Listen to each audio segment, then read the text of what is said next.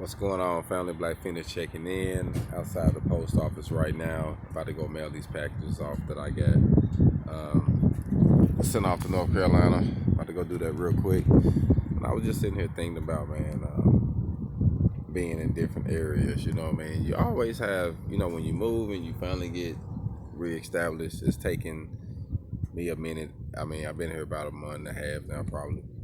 So I've been trying to get, things established, but it's always new things that's a lot different than where you came from. You'd be like, oh man, back here, man, it was like this. But then it's always something that else that be like, you know what, this here or that there, is a lot better than, what I'm used to. So sometimes, man, you just got to count your blessings, you know what I mean, regardless of what the situation is. I just try to just count my blessings, man, and things could be worse all the time. So just keep that in mind when you're going through what you're going through.